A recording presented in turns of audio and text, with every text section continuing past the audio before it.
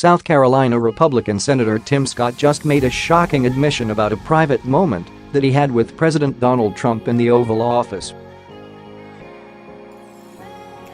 Liberals are stunned by what he had to say, which was captured on video.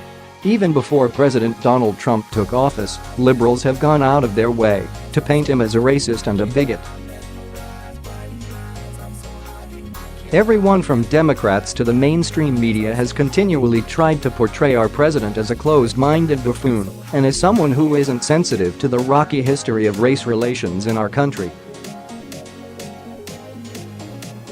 However, after they see a CNN interview with Senator Scott, our South Carolina, they won't have a leg to stand on.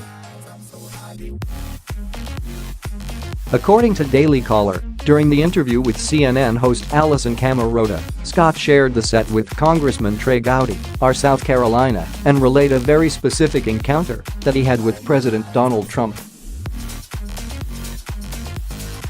Liberals weren't ready to hear about this. I tell you the truth. I go back to a specific incident in the Charlottesville situation, where I had some very harsh comments about the president. And I was very candid about my displeasure and how I found some of his comments to be indefensible. He invited me into the Oval Office after my criticism, and I found something quite surprising happening in the Oval Office, Sen. Scott recounted. He said, "We're not on the same page on the history of race relations in this country. Help me find the way forward." So, I started talking about legislative remedies that would help poor kids from poor communities like the ones I grew up in, Scott continued. According to Newsmax, Scott credits the conversation with Trump as what eventually led to the bipartisan passage of new legislation. And he said that he was interested in the legislation.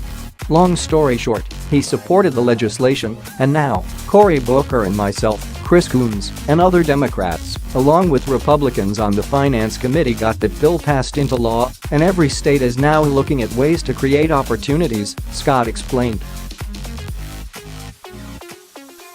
Yes, the rhetoric cannot be helpful, it can be indefensible at times, but the challenge I laid on the president's desk was to help me find a path forward, and legislatively you had to concede that legislation, as well as now record low unemployment in communities of color, are helpful targets from a public policy standpoint, Scott continued.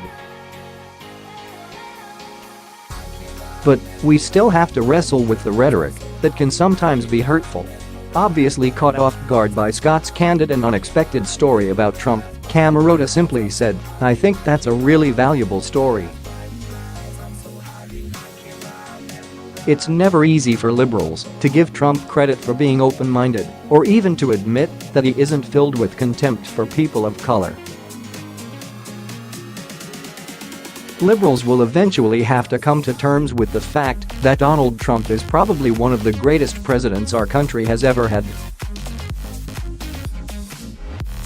In all honesty, former President Barack Obama didn't exactly set the bar for performance very high after 8 years of increasing debt and destructive policies across the board.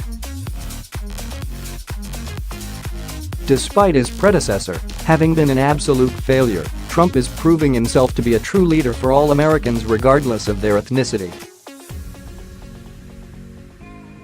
Trump's accomplishments in the jobs sector alone prove that he is a far better president than Obama ever was for minorities.